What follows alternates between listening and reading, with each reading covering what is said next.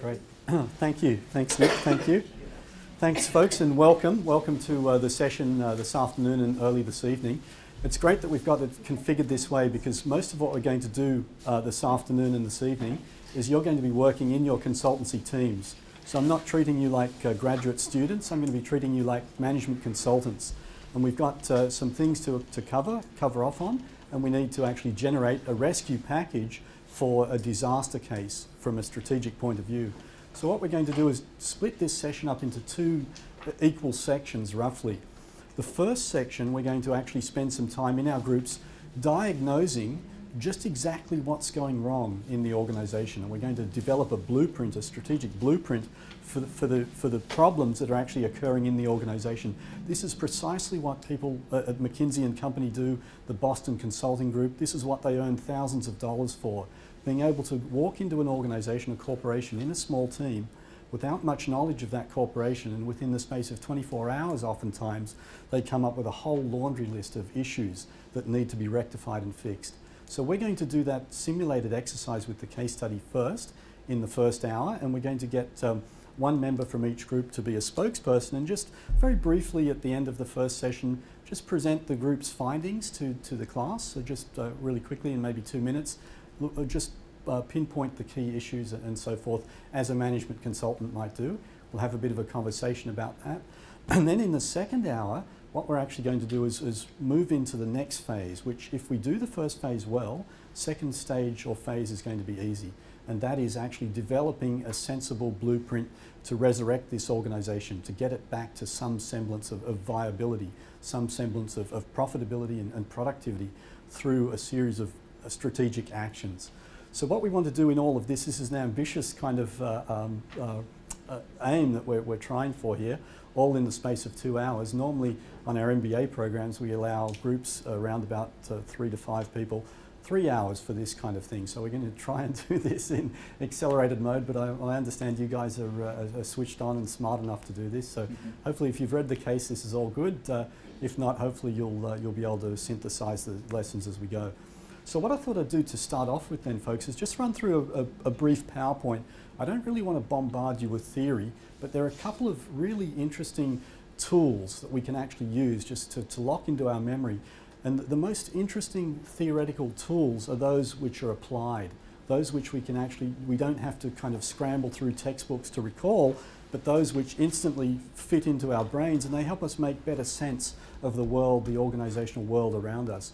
So this is one of the things that I like to do on the MBA, is go through the hundreds and hundreds of theories that we have in the management lexicon and separate those 10 or 12 that can actually help us achieve things in the real world. So that's what we're going to do tonight to some extent. So let's actually look at strategic planning. I think we all have some idea of what strategy is, although the term strategy is used in a very loose, casual manner by many of us. You know, we might have a strategy for actually attracting someone we want to have favour with, or we might have a strategy for winning a game of chess, or we might have a strategy for making some more money, or what have you. Strategy in the management sense is actually referred to or refers to the strategic direction or the future desired position that we want to be in. So it's future oriented, and strategy typically has a time horizon. Going back, say 15 years, strategy's time horizon was 3 to 5 years. We were looking at what's going to happen in 3 to 5 years' time to reposition our organisation. These days we see strategies being formulated for as short as 18 and 12 months. So we're going to operate on an 18-month strategy to look at where we can take this organisation with sensible recommendations in 18 months. And so finally, just one last thing, I want you to feel relaxed as consultants, and just bear in mind some of the golden rules. I've just got to remind myself of these. The golden rules that consultants operate on the basis of. Number one, you as consultants, you're always right. You're always going to be right, okay? No matter what your decision, you're right. You guys are the smart ones, okay? Number two, you've got all of the knowledge and all of the expertise, not the client. You know what you're talking about. Number three, your advice is extremely valuable. So the client jolly well ought to be paying you a lot of money for the advice that you're going to give them. And number four, if your recommendations don't happen to work out and all of the blueprints that you put in place don't return the organisation to profitability, That's not your fault. That's the client's fault because they misimplemented your strategic directions. Okay, so based on all of those things then, we're in a sort of safe environment. You can't fail. Really put your confidence hat on and just brainstorm and see what we can do in that respect. Okay, let's roll with these first few slides then. So what we're going to do first of all is look at some basic aspects. SWOT analysis, I'm assuming that most of you have some familiarity with that already, so we don't need to necessarily cover off on that. We'd like to introduce you to Quinn's Competing Values Framework because this talks to us about different kinds of CEOs. People running companies have different visions of where the company might go and what they should do. And then we're going to look at the strategic planning process, and we'll see how this is quite an elaborate process involving 8 or 9 steps and stages. And the first part of that is what we're going to deal with tonight. And then we're going to look at the McKinsey 7S framework, which is arguably one of the most powerful management paradigms out there. If we look at all of the Boston Consultancy Matrix, all of these leadership grids, probably the McKinsey 7S framework is the single most powerful tool that any manager can utilize in order to perform effectively. So we're going to look at that, and we're going to look at Miles and Snow's 4 strategic types just by way of introduction. And then we'll look at the second exercise, strategic planning, repositioning. This will be the resurrection strategy that we'll adopt for this organisation. And finally then I'd like to make some concluding observations, and what I'm actually going to try to do here is tie together not just this course but all of the various kinds of lessons that you might have brought together on previous courses that you've done on this particular program by looking at strategic planning from a management competency perspective. And I would like to present you with a management competency radar screen that looks at the 6 clusters of competence that are necessary for any manager at any level. If you can master these 6 domains, you're going to be highly effective. So I want to finish up with that. That's a nice takeaway, and it includes the strategic management element. So that's the idea for this afternoon or this evening. So strategic planning then is part of the strategic management process. On our MBA program, for example, strategic management as a course is a 12-week program, and it's the capstone program. It's the last course that MBA students do because it draws together everything else: finance, accounting, human resource management, marketing. So what we're looking at tonight then is not so much the implementation in any great detail, or certainly not the evaluation. We're looking at predominantly the strategic planning, and we'd like you to consider in the second part maybe some aspects of implementation. What do we really need to fix? So we'll have a look at that in that respect. Just by way of background, very, very briefly, strategic management thought has been developing over a long period of time in our modern organisations from the early part of the 1900s with scientific management theory, organisational theory, which brought us the concept of a bureaucracy, Max Weber, management theory, Henry Mintzberg, the 10 roles that all managers must perform in or must be effective at, according to Mintzberg. Elton Mayo's human relations theory, the notion that organisations are not just financial units or economic units, but they're also sociological units. They're living, breathing societies, and if we don't pay attention to that, organisations can run off the rails. Organisational psychology theory, just some basic elements there. And then in 1962, Alfred Chandler was the first person to draw our attention to the fact that strategy and structure are important aspects in modern organisations. So an organisation's structure can impede the strategic direction. If we have a strategy that we want to enter the Singapore or the Hong Kong market and we don't have a multi-divisional structure in place, that's going to impede our capacity to actually realise that strategy. So Alfred Chandler in 62 suggested that strategy and structure need to work in a complementary fashion, and normally strategy comes first. We set a strategic direction, and then we've got to figure out what organisational configuration do we need in order to realise this strategy.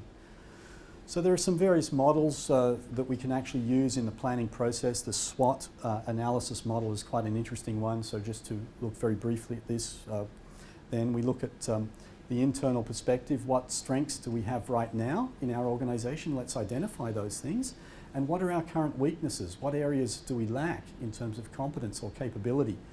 And that's the internal perspective, and it's also current, what exists now. And then we look at the bottom half of the model, and that looks at the future and also on the horizon outside our organisation. What opportunities do we have to capitalise on that we haven't yet taken in the market? and what threats are out there. So some just examples of that, threats of new entrants, etc. So we may use some aspects of the SWOT analysis in our analysis later on today. And then we have some more developments which I'm not going to go into in any great detail. The Planning School of Strategic Management, which looked at different levels of strategy, corporate strategy, the organisation-wide strategy, and then drilling down to individual business strategies and then functional plans, the various layers of strategy that can occur in large organisations. So the Planning School emphasised that. And then we have the Boston Consulting Group Portfolio Matrix and so forth, and Porter's Competitive Strategy, the 5 forces. Those alone, there's a lot of material there. We're not going to cover that tonight. I'm simply putting that up there just to alert you to the fact that there is a plethora of models which can help us with strategic planning and understanding the strategic process. I've actually just put a little website reference down the bottom there, 12manage.com. This is actually a really smart group of former MBA students actually got together and figured out that a lot of people at university have trouble understanding theories, and that textbooks aren't always the best place to understand what a theory means or does. And so 12manage.com lists something like 300 management theories, and it groups them into the finance theories, the human resource theories, the strategic leadership theories, the marketing theories, and so forth. And each theory is explained in about half a page. Nice, simplistic fashion, and it actually gives a really good insight into how a theory works and how you can use it in the real world. So just put that by way of background really for this at this stage. And that then suggests to us that there are 2 competing models existing out there today, and we're going to actually look at both of those. So in the 60s right up to the 1980s, there was the industrial organizational model, and that suggested that strategic management must emanate by looking outwards. We must actually look at our organization. We need to look out on the horizon and figure out what competitors are doing. That is the essence of strategic management. That starts the planning process. Look what our competitors are doing, what opportunities we have. But then in the 90s, there was a competing perspective that suggested the real way to actually look at strategic management and strategic planning, or the most effective way, is to first start with what we've got right now. Look internally at our organization, figure out what we have, what resources do we have, what capabilities do we have that are distinctive and unique in our marketplace, and then start to formulate strategies which enable us to compete based on those sorts of things. So there's the industrial organizational model, suggests we look outside as the entrepreneurs do. People like Richard Branson and Rupert Murdoch are always scouring the external environment for opportunities. Virgin Galactic, for example, looking at opportunities in space. The resource-based view is much more of a kind of Ricardo Semler-esque approach. The Semco company in Brazil is renowned for being one of the world leaders in terms of aligning people internally, ensuring that people internally have great skills, great complementary skills, excellent teamwork, and that they can capitalize on opportunities that way. So those are just 2 competing perspectives, and this is just an elaboration of that. The industrial organizational model starts with scanning the external environment, and only after that is done do they start at a later point to assess what we have in terms of internal capabilities, what we have that's really good and what areas might we improve upon.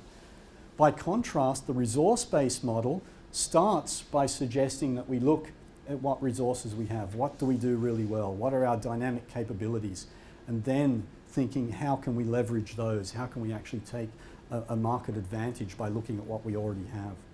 So those are 2 quite different approaches, and what we're actually going to do today to some extent is look at both of those together, so that strategic planning and the whole strategic management process today really doesn't tend to favour one or other of those models, but tends to put them together and suggest that early on in the strategic planning process we need to simultaneously figure out what we have internally and what's working well, what our dynamic capabilities are, and as well, we need to have one eye on the external environment. So we can't just be like Ricardo Semler, making sure we have this amazing internal organization with astronomical levels of commitment. But we can't also just be like Rupert Murdoch and Richard Branson, only focusing on external opportunities. Perhaps we need to do both. And your notes that you have in front of you there will actually have that particular slide on it for you if you want to have a look at it. We have the complete strategic management process, and this is an important point to take on board, that this strategic management process as a whole involves 9 steps. And this is something that typically a group of senior executives, perhaps a group of 8 or 10 people in a boardroom, would spend a good part of a week going through these stages in quite some depth and detail, and they'd have reports from other people about certain elements of that. So typically we start with the organisation's current vision, their mission statement, what their broad strategic objectives are. Do we just want to stand still? Are we satisfied with our current market share, as someone like British Airways might be? We don't need to grab more market share. Or do we want to actually make incursions into new markets? So what's our broad strategy? And then secondly, 2 and 3, 4 and 5, we start to analyse the environment and identify opportunities and threats out there, whilst also analysing our organisation's resources and identifying strengths and weaknesses internally. So the 2 red boxes there and the 2 green boxes, that's actually part of what we're going to be doing today in our exercise, to actually get you used to that kind of general process. And then from that, we can actually draw these together and reassess whether our vision and mission and our strategic objectives are appropriate. Because if we think about this particular case study, what we had was a highly successful organisation which was running extremely well for in excess of 25 years. And in the space of a short period of time, it's become a basket case. And so this leaves us with several strategic options. One is to have a fire sale, sell off its assets and walk away. 2 is to actually sell it off as a going concern to someone else who's prepared to resurrect it. And 3 is to think carefully about how we might, within an 18-month period, restore this organisation to health. After all, not so long ago, it did have some things going for it. So again, as consultants, just remember we don't take too much of the risk. We just need to make sensible recommendations about who we need in place to turn the organisation around, what basic things we actually need to do to actually develop a strategy that's actually going to work going forward. So sometimes senior executives can take over an organisation and they can pursue a high-risk strategy. And that high-risk strategy can sometimes send the organisation crashing down. And that's an experience we have in this particular case narrative. So we're going to look at that a little bit later. But that's the basic process. And you'll note there in the ball point there, strategic planning involves steps 1 to 7. And then after the planning process, we have implementation, and then finally evaluation. So just the other thing I want to introduce you to this afternoon is this simple paradigm here. This is a nice, easy one that we can all get our minds around and think about. You should think about this in terms of what you know about your current immediate superior, or rather the current leader of your organisation, the organisation you work for, because everybody is different. So what we actually have here are 4 possible approaches that a senior executive, a CEO, can take for an organisation. Some CEOs, as we've said, people like Richard Branson and Rupert Murdoch, are strongly externally oriented. So most of their energy is looking at the external markets, the opportunities out there, whereas others tend to be far more preoccupied with how the organisation is running internally. Do we have a high level of harmony? Do we have the right structures? Are people motivated? Do we have the right leadership, the right reward systems? So ideally, both of those focuses would be important, but the reality is this, and this model suggests it to us, that people are human beings, and so they have a preference. Most people have a preference for one or the other, or they have a capacity to be better at external visioning or internal housekeeping. And then we have the personality dimension across the top, the vertical dimension there. So as we know from life, and we understood this from a very early age as young children, some people are far more directive than others, aren't they? They want to boss us around and control us. And we learnt that from a very young age as children, perhaps with our parents or with our school teachers, that some teachers were much more permissive and relaxed than others. Others were far more directive. So some people have a strong propensity to control things. They want to hammer things down. They want to actually proliferate rules and regulations. Corporate policies abound and so forth. Others prefer flexibility and possibilities. And so that's another option that people might take. And so what we actually have then are 4 quadrants, 4 possible types of senior executives. Those who look for opportunities, the entrepreneurs. Those who like to plan and strategize, perhaps in the narrow sense, the external control-oriented individuals. Those people who like to operate in a bureaucracy, the structurally oriented individuals, and finally the people-oriented managers and CEOs, those who want harmony, teamwork, and that kind of strong internal motivation. Let's just finish up with this then by giving you a couple of examples. So here we have some examples, and these are the kinds of quadrants, these are the way we refer to them. So Richard Branson is a known entrepreneur. So he's predominantly occupying that space. He's not a control freak. He actually gets others in his organization to do some of the more detailed strategic planning, but he prefers possibilities and openness. Branson, however, is not confined to that quadrant. As a strategist, as a management strategist, then he straddles the top half of this model. He comes over here as well because he does care about the internal harmony and dynamics in his organization as well. So not everyone is locked into a single quadrant. This can be a movable feast. Steve Jobs, very much externally oriented, predominantly so, really looking for opportunities in the outside world, and a strange combination of entrepreneurial opportunities and really rigid planning at times in order to capitalize upon that venture, a new venture, and lock it up. Rupert Murdoch, rather like Steve Jobs, is known as one of the master strategists in the modern world. Of all of the CEOs that have come and gone over the last 50 years, Rupert Murdoch is one of the few who's actually surprised the Western world by positioning strategies 10 years out. And he's still doing that. He's still bleeding red ink in China with B-Sky-B, or rather Sky Star Television, in order to gain market share, telling shareholders to wait. But he's very much control-oriented to a large extent, we think, but Murdoch straddles the right-hand side of this model, so he's also quite entrepreneurial in that respect, but very strong external focus. We don't see Murdoch caring too much about the internal dynamics. He's prepared to leave that to others. So different leaders of organizations can emphasize different aspects of what is important to them, the internal or the external. Human resource managers, here we have Anita Roddick at the Body Shop, and we know that her products were based on environmentally friendly type products and so forth. She really cared about internal harmony and also wanted a great deal of flexibility for employers and for opportunities as well. So we can see how people might move around that paradigm. So you've got that as well in your notes there, and you may like to look at that in terms of how the father and son differentiate one another as leaders of this organization. So here we just have a further iteration of that. So what is it that the entrepreneurs tend to emphasize? They embrace flexibility, they want readiness, and they're all about growth and resource acquisition. The strategic planners like Rupert Murdoch are all about productivity and efficiency, and they like to plan and lock things down in order to do that. The internal individuals tend to be all about stability and control, bureaucracies and organizational structures. And then the Anita Roddicks of this world are all about harmony, so cohesion and morale and HR development are important aspects in that regard. So back to the strategic management process then.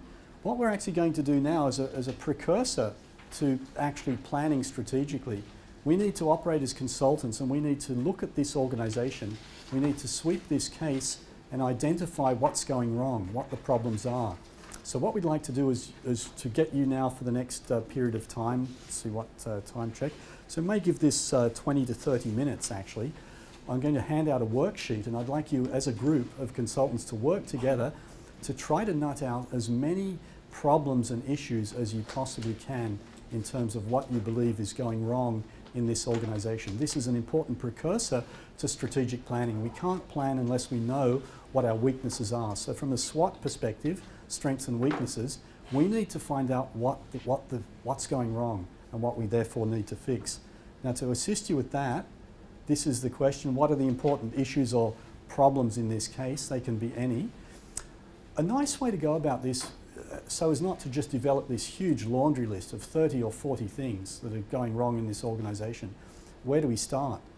Best way to do that is to actually start to develop a kind of blueprint. So this is the beginning of a strategic planning process. Let's actually look at functional areas and ask ourselves what's going wrong in terms of human resources concerns. So those of you who work in the human resource area will be very well au fait with these kinds of things. You'll immediately see some things wrong in this case study over time. There are some financial problems emerging. rather different types of ones throughout the case. Some legal issues, clearly some marketing and sales issues. Production has gone to a wreck, so we need to identify exactly what's gone wrong there. And some strategic management issues. The direction of the firm has changed from when the father was in charge to when the son actually comes in. So this is not an exhaustive approach, but this is a nice way to start to capture the issues. If we can capture them in this way, when we're actually done with this, we're much more advanced in terms of how we can actually progress to develop a rescue package and plan to actually resuscitate this organisation. So we're after an organisational reboot strategy ultimately. The first step then is to actually look at these things. So what I'll do is I'll come around to each table and I'll give you a worksheet, and together then you look at these various areas and you start to say, well, what are the problems? Under each heading, except for legal, there's probably about 5 issues that can be identified. So we'll spend some time on that now, and as I say, I'll come around to each group to assist you if you like. Thanks. Okay. Research and development. Okay. Okay. So that would actually go. The R&D would go in the marketing. In the marketing section. Marketing issues. So when you're actually trying to market it, lack of market research, lack of research and development, no consultation. Although what you've got here, okay, this could be applied to how the equipment behaves with new plastics and things like that. So that's a good point. Poor quality product cause wear and tear. This is great. You guys have done a great job. Yep, very good. What about the legal stuff? What have you got here? What negligence? Oh, you're still working on that? Okay. We'll leave that one for a bit. Looks like you're fairly thorough. Let's have a look at financial issues. Okay. Pulling out of the business for non-business. Okay. So perhaps if we can get the team Glenrock, yes. Can we actually just have choose any 2 if you like, and just tell us which ones you'd like to talk about. Just start with financial. Yep. Sure. Financial issues. Yeah. Let's see what. Naturally.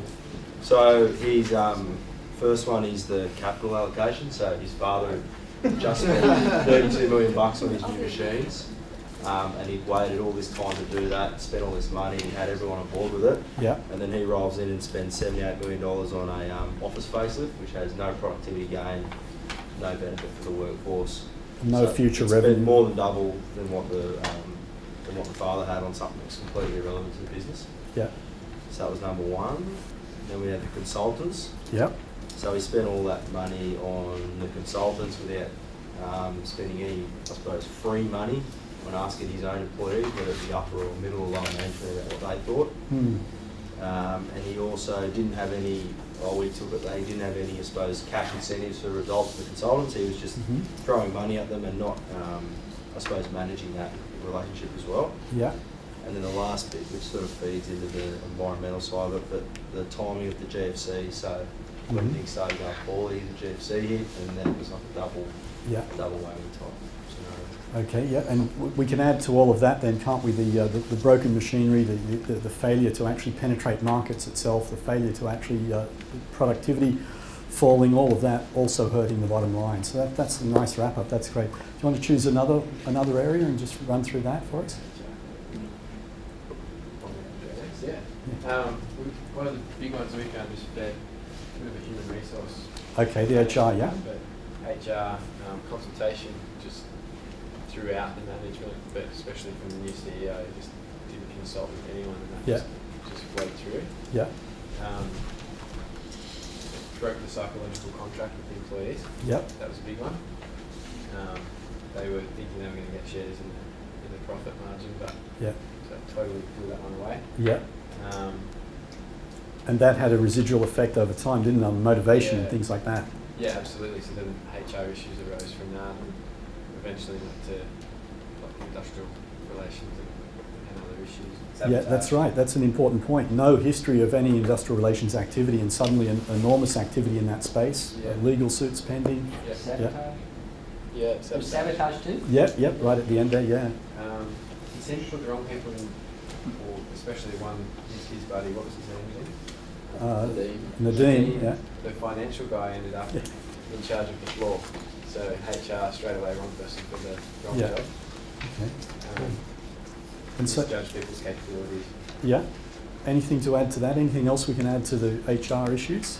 Engagement and culture. Yeah, just talk about that because that's really important, the culture itself. I guess the culture that they spent so long building was just crushed straight Yeah. away with the, I guess, changing leadership style and the way that they were engaging and interacting with the employees. Yeah. And I guess that shift in that, I guess you see differences in discretionary effort and people's willingness to, get in there, get it done, and just really big shifts. That's a really nice way of putting it. Yeah, at the beginning of the case, we see that discretionary effort quite strong to get the new machinery up and running and so forth, people really giving of their time. And at the end of it, we see alleged acts of sabotage, quite the opposite. So how does a culture get destroyed over time? And the beginning of the case study gives us some sort of narrative into how leaders actually spend time and effort creating and nurturing certain cultures. So this was rather a paternalistic culture where the whole organisation was treated as an extended family, invited onto the head of the organisation's estate and involved in parties at Christmas and so forth. All of that simply disappears and we see the residual effect on people. So that's a nice point from an HR perspective as well. That's great. Okay, how about if we go to you guys down the back and ask you to take on two more issues for us, two more areas. Radio. We'll take on the marketing issues. So first up, there wasn't any market research done when they were launching the new products. The target market was too broad, and if we sort of look at it within the framework of the 4 Ps around price, product placement and promotion, the price point was too high. The product itself, the quality had declined, the packaging was falling apart, the actual product was cheap and nasty, so they sort of they were known for a certain number of products, and then so they sort of squandered that reputation they had there. The placement, so the sales team weren't involved in the marketing of the new products and sort of getting a sense for where they were going to sell them and the appetite for the new products. Yeah. They also weren't involved in the discussions around changing from just sweets to moving into the savoury market, so they weren't able to find a way to get into that market. They couldn't sell the products. And then there's not any evidence around the promotion of how they promoted the new products. So. Very good. That's great. Excellent. And then the other one we would do are the legal environmental issues. So some of the points that came through were around unfair dismissal, coercion, negligence, pending litigation, bullying, and just general lack of awareness of environment, external environment, so with the GFC happening. Great, excellent, very good, nice coverage, thank you, that's excellent. And finally over to you guys. So I guess we'll take production issues. Yeah. Plenty of those, but yeah, go ahead. So one of the key things we had was there wasn't enough R&D on the change of products, which led to I guess a large amount of problems in the machinery and operational impact.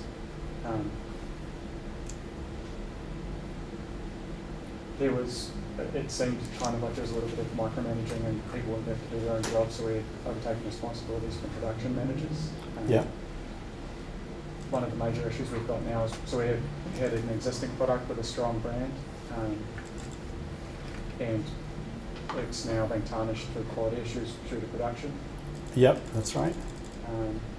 We've also got large amounts of waste in the production line, which is Okay.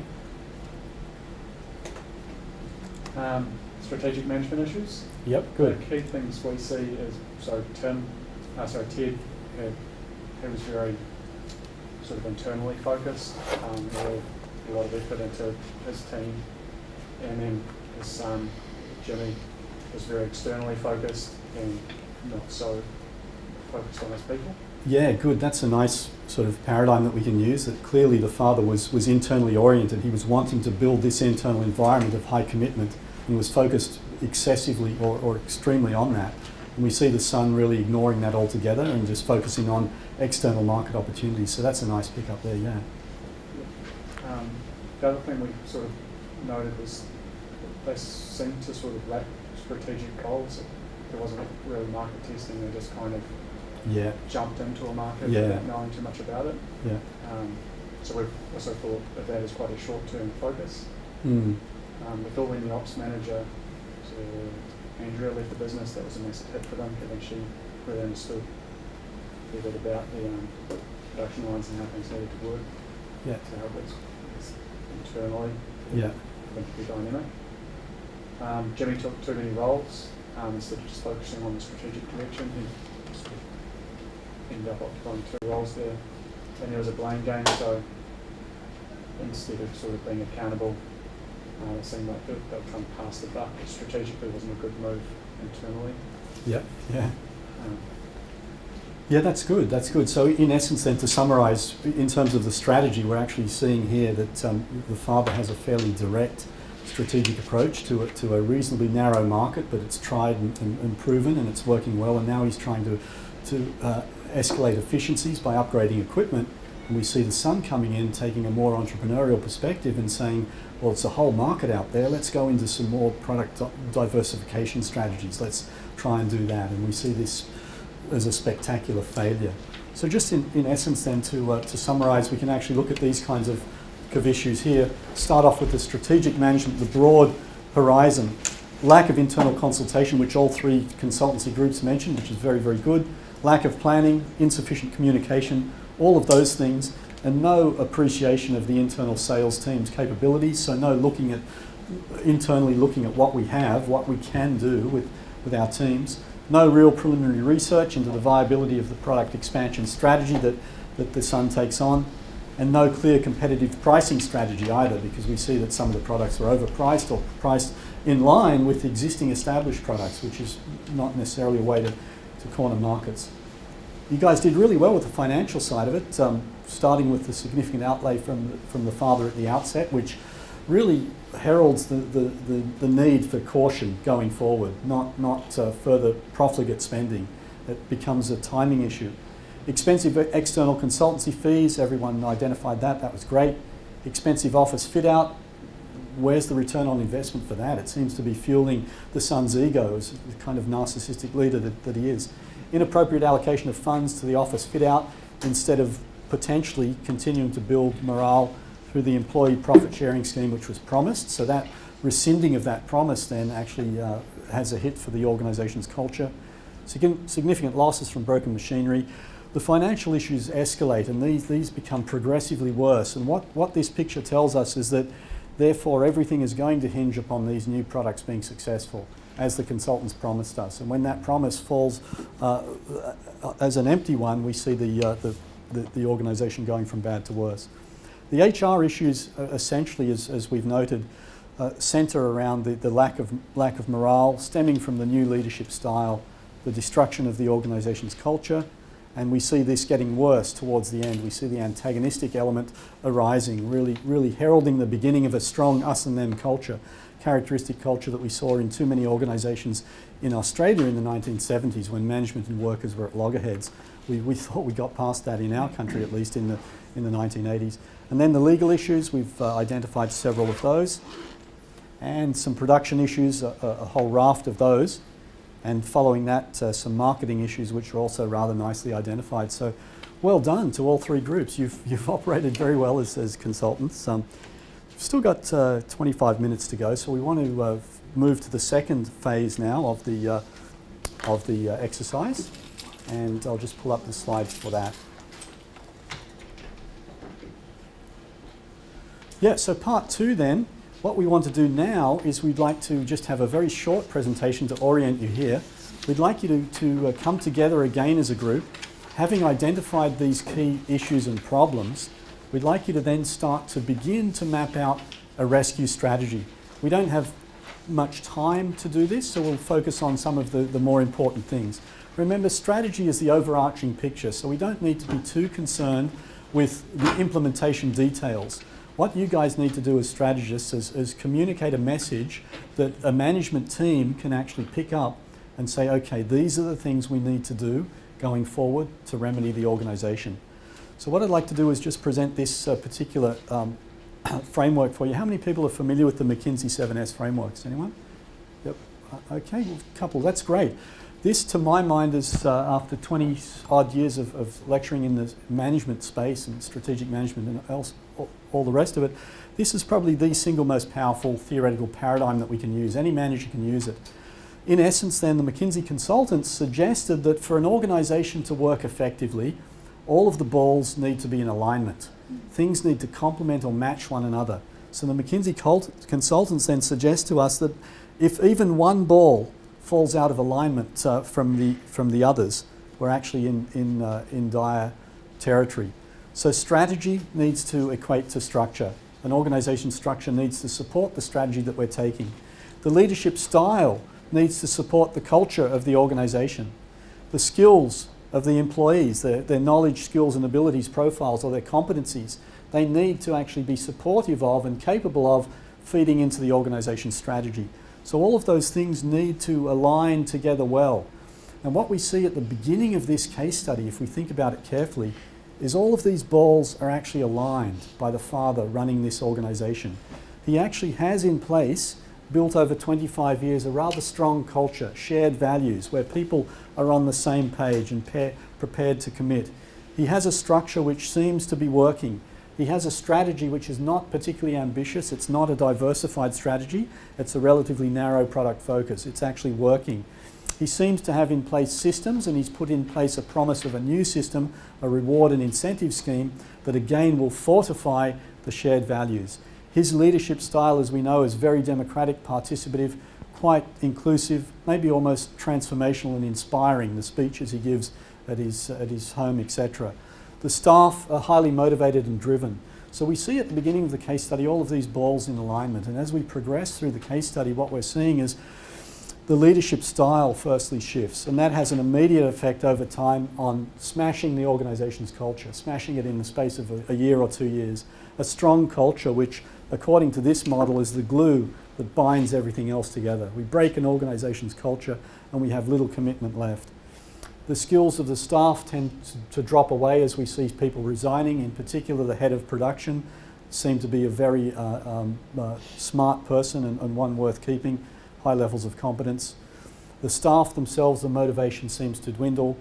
We see the strategy being adopted by the father was one of defending existing markets, not trying to be too ambitious, just knowing that we've got these markets and keeping to deliver good products. And what we see the son attempting to do is become a prospector, trying to prospect for new markets, trying to be entrepreneurial, and it's failing spectacularly. And the result is that at the end of the case study, we see a reactor organisation. A reactor organisation is like IBM in the early 1990s.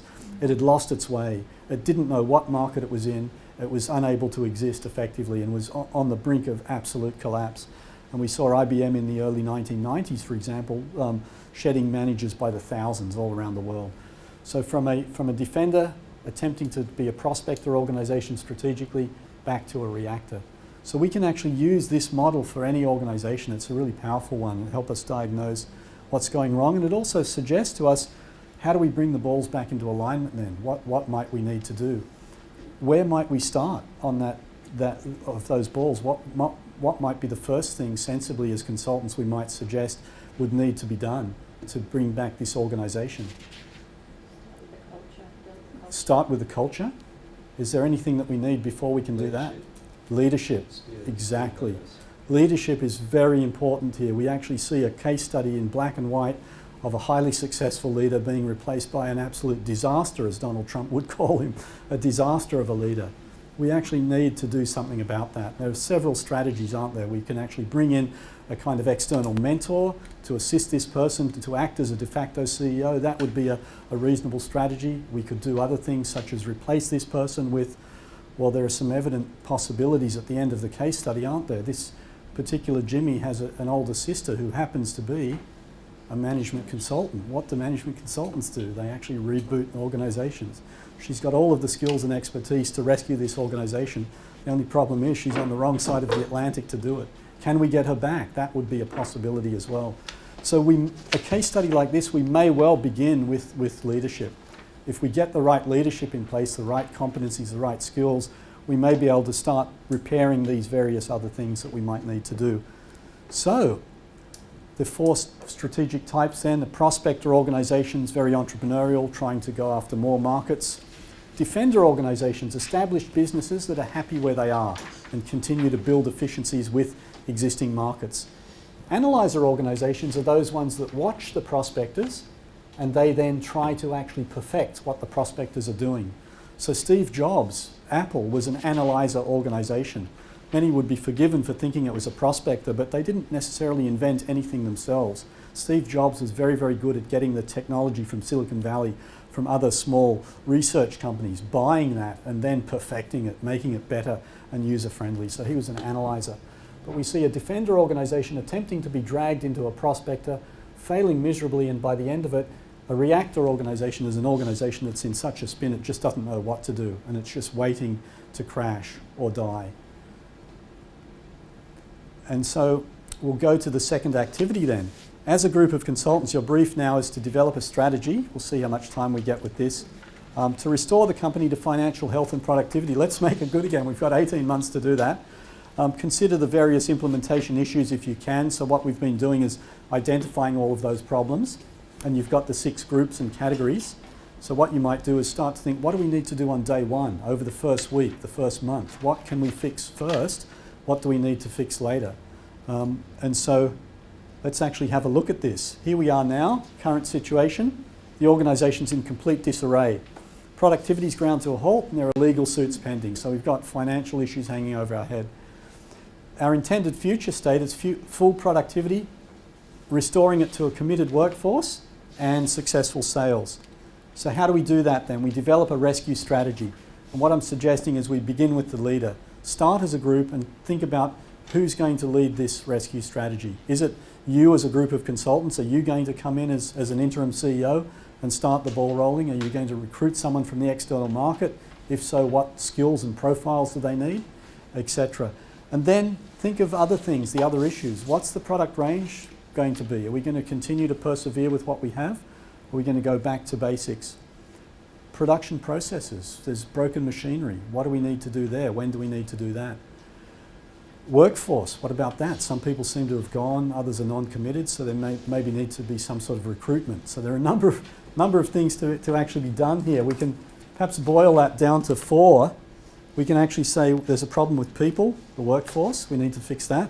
There's a problem with production, the machines, we need to fix that. There's a problem with money, financial resources, we may need to take out a loan or get something there. And there's a problem with markets.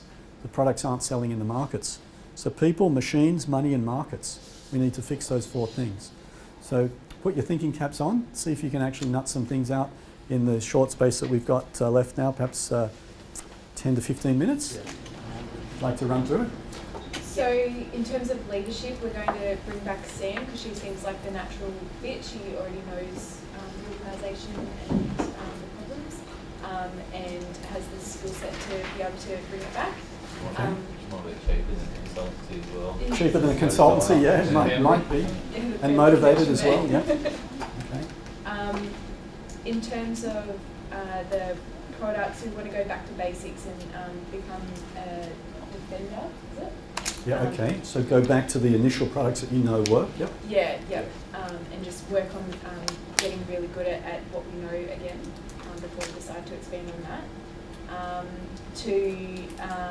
We need to fix the machines, so to get some money to be able to do that, we're going to sell the newly refurbished headquarters and cash in on that. Okay. And we need some additional people, so we're going to do a recruitment drive, do it as a value-based recruitment drive, so we're getting the right people into the organisation. And we're going to, in terms of culture, we're going to bring back the rewards and recognition and the staff rewards and that sort of thing. Okay, excellent. Well, that's a nice blueprint. In a quick space of time, you've actually nutted out the major areas, and we can build a nice rescue plan around that with more detailed implementation. So that's fine. That's really good. How about you guys? What they said? Yeah, so... Okay, anything to add? If you anything to add? Yeah, sure. So we thought we'd throw out the exec team entirely. Yep. Bring back Andrea in ops. Okay, yep. And appoint the sister CEO or have her set the strategy. Okay. we'd have a strategy to revert back to the good old days, premium product line with a narrower focus and product range. Right.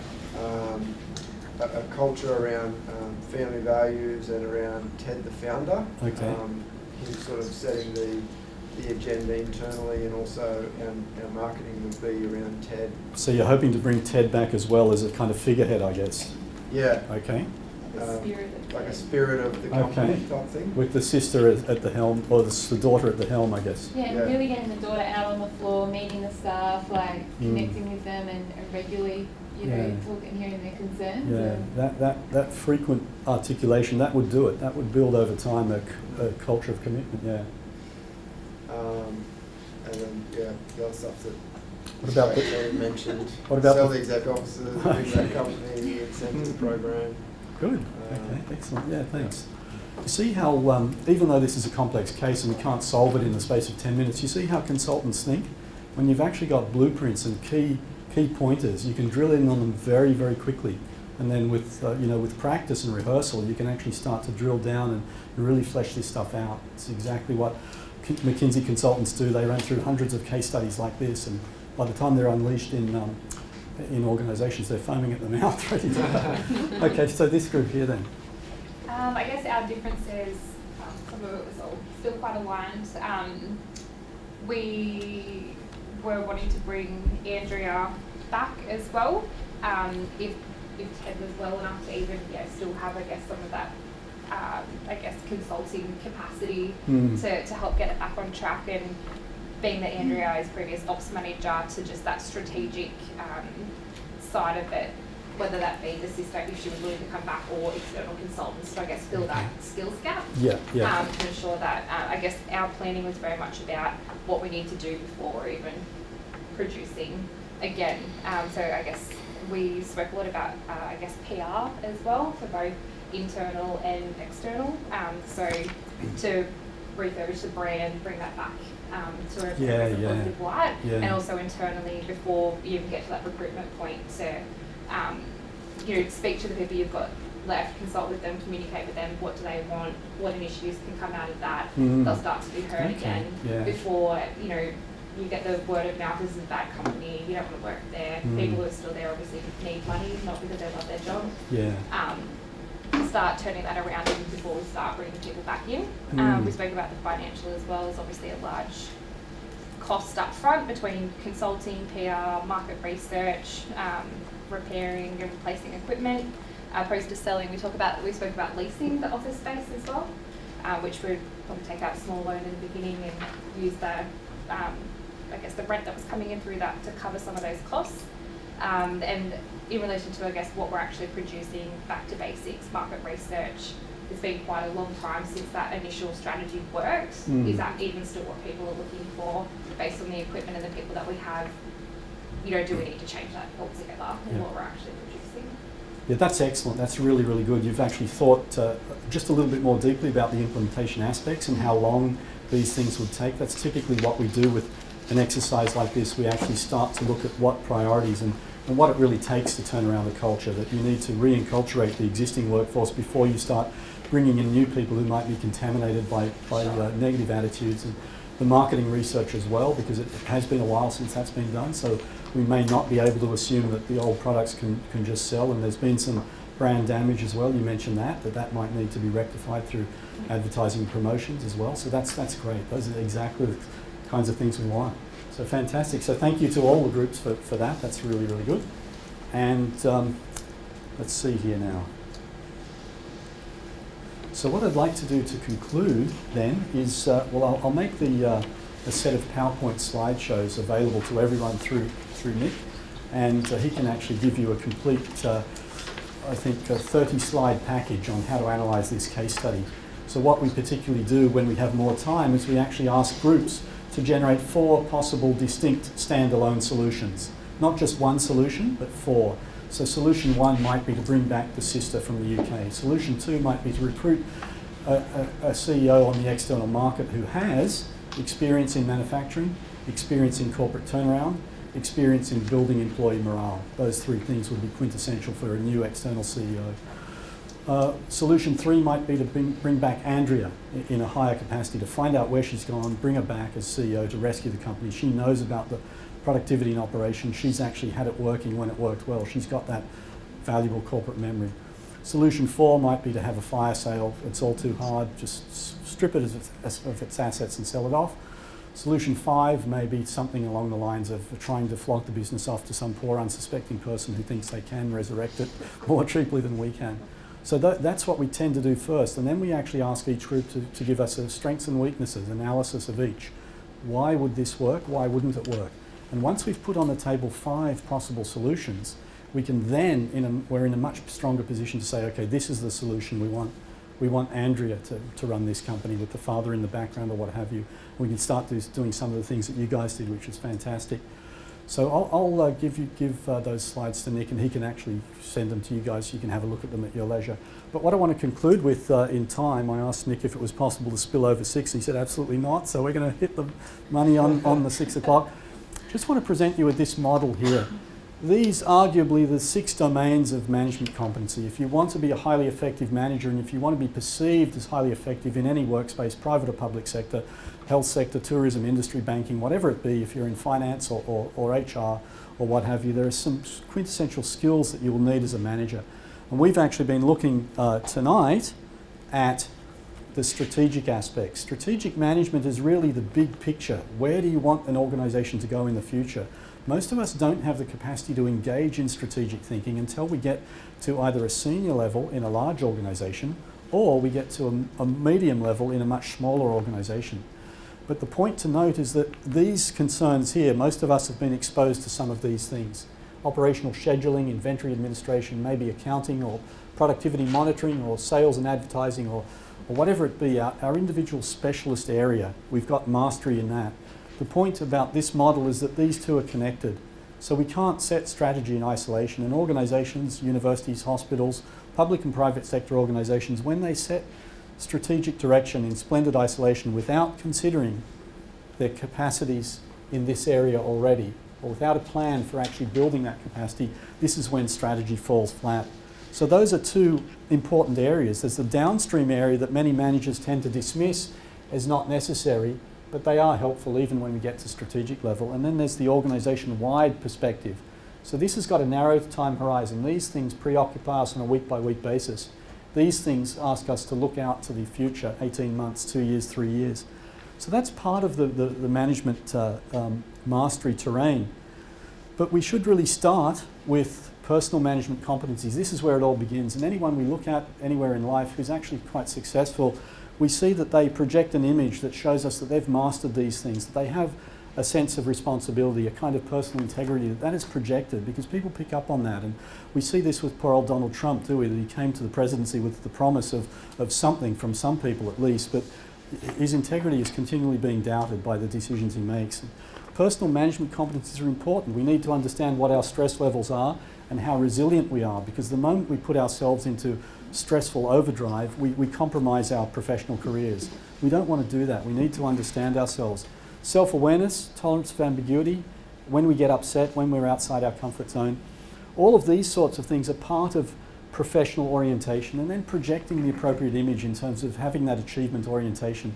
All of these things are important before we have any business leading other people or even solving organisational problems. It's only when we have that personal mastery at a basic level, that self-understanding, that we can then start to operate as professionals, and we can then start to venture into problem solving and decision making, prioritising decisions, scheduling, following through, doing what we say we'll do. That's also part of management and professionalism.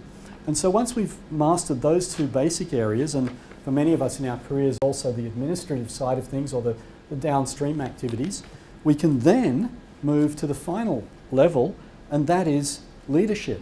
And what this model suggests to us is that leadership comes in 2 broad guises. One aspect is as being the leader ourselves of a team who look up to us and we have maybe positional power over them. And so we build the teams, we want to recognise people's performance, we want to build team morale in ways that the father did but the son didn't in the case study. We want to provide individualised consideration to people so they do see us as a bona fide and legitimate leader. And we would like to facilitate group interaction and motivate others. So the interpersonal side of leadership is important. But what we need to do is realise in modern professional organisations that unless we actually have these networking skills, we're going to shoot ourselves in the foot, because we can be the most admired and the best leaders in our team. But if we're not winning sufficient resources for our team to perform highly, we're actually losing out. We're actually losing out for our team. So we need to be able to develop our skills in persuasion and influence. We need to be able to forge alliances, not just with people at our same level, but we need to forge alliances with people at other levels in organisations, and outside that, build our network, projecting the appropriate image in terms of how we understand the political aspect of decisions. All of those kinds of things are the networking and political aspects which form yet another part of management terrain. And so, again, we can actually look at each of these: strategic management competencies, downstream operations competencies, and then personal mastery coming first, problem solving, and then finally leadership and team building. So this is one of many kind of, I guess, paradigms or models suggesting to us that management is about many, many things. But if we can actually drill down, rather than looking at a laundry list of 90 competencies, we can start to say, well, these competencies are clustered into areas which we can gain mastery in. Now, most of us here have probably already mastered most of the personal competencies, and we're well into problem solving and decision making, and perhaps we're building our capacity for leadership, and maybe we haven't yet done enough of this, but we've started to do this already. And we're getting the opportunity now to actually do some strategic thinking as well. So on that note then, I think we'll conclude today, and thank you very much to the 3 consultancy teams for your fantastic efforts. It's really great.